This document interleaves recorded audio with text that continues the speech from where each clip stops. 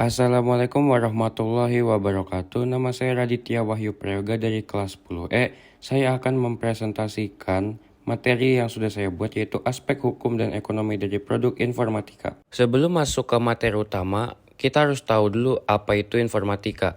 Informatika merupakan ilmu yang baik mempelajari terkait penggunaan komputer untuk mengatur dan menganalisis data yang berukuran besar, baik data maupun informasi pada mesin berbasis komputasi. Kita masuk ke materi utama, yaitu aspek hukum dan ekonomi dari produk informatika. Dalam ilmu informatika, terdapat istilah produk informatika, yang berarti hasil dari informatika itu sendiri. Produk tersebut ternyata diciptakan dengan meliputi dua aspek, yakni aspek ekonomi dan aspek hukum. Mengutip catatan dari The University of Edinburgh, dijelaskan bahwa informatika merupakan studi struktur perilaku interaksi dalam sistem komputasi. Dengan begitu, studi ini memuat prinsip perancangan serta pengembangan melalui pemikiran komputasional. Pemikiran tersebut kerap diistilahkan berpikir komputasional atau computational thinking. Sementara itu, produk hasil olahannya disebut produk informatika. Sebagai suatu produk terdapat nilai atau aspek ekonomi yang terkandung di dalamnya. Selain itu, ada juga aspek lain dari produk informatika berupa hukum.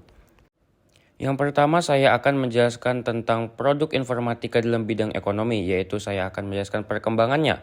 Produk informatika mengalami perkembangan pesat sejak penemuan pertama komputer hingga penemuan komputer yang modern saat ini. Seiring waktu berjalan, penerapan ilmu informatika di bidang teknologi juga bertambah. Contoh aspek ekonomi produk informatika adalah smartphone atau ponsel pintar. Bukan hanya sekedar untuk komunikasi, perkembangan ponsel pun jauh melampaui itu saat ini.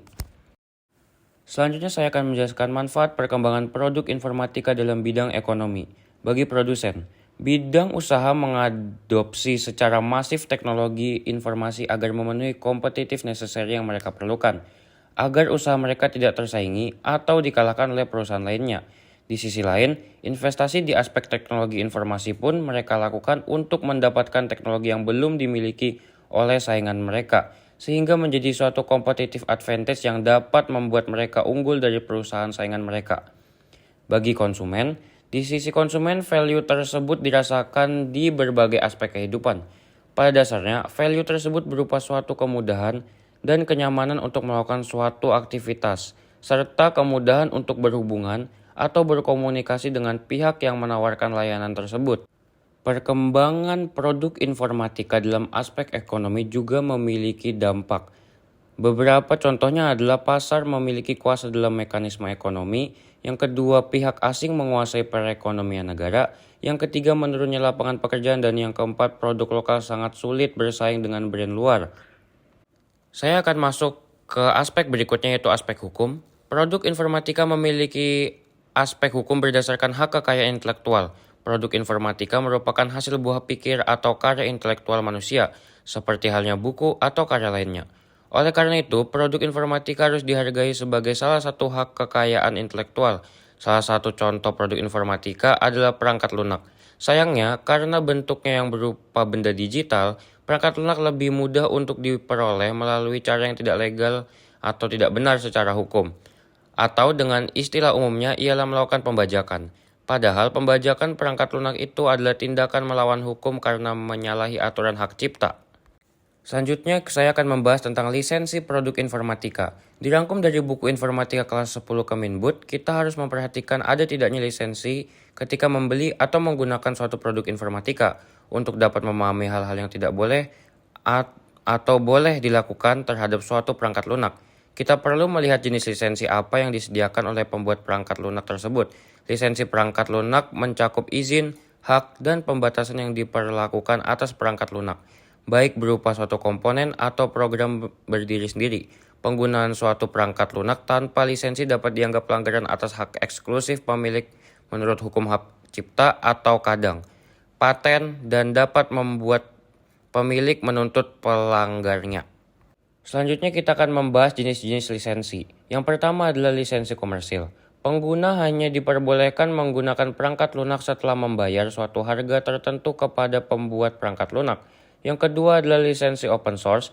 Lisensi open source adalah lisensi yang memperbolehkan pengguna untuk tidak hanya menggunakan perangkat lunak tersebut, tetapi juga untuk melihat, mengubah, dan mendistribusikan kode sumber program yang digunakan untuk membuat perangkat lunak tersebut. Yang ketiga adalah lisensi gratis. Meskipun perangkat lunak tersebut disediakan secara gratis, bukan berarti tidak ada batasan yang diatur dalam lisensinya. Pengguna tidak boleh melanggar ketentuan lisensi, misalnya menggandakan perangkat lunak tanpa izin. Yang keempat dan yang terakhir, lisensi domain public.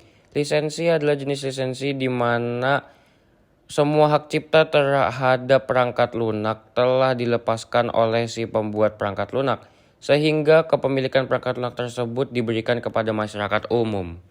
Selanjutnya kita akan membahas pelanggaran lisensi hukum produk informatika. Dari 4 jenis lisensi di atas, lisensi yang banyak dilanggar adalah lisensi komersil.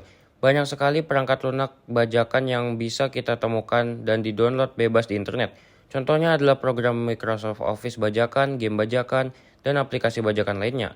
Meski dianggap wajar dan banyak tersedia di internet, hal ini tidak boleh dilakukan. Menggunakan produk informatika bajakan adalah tindakan tercela yang melanggar hukum. Selain itu, mendownload dan menggunakan produk bajakan berisiko tinggi terhadap serangan malware dan virus komputer yang bisa mengancam keamanan cyber kita.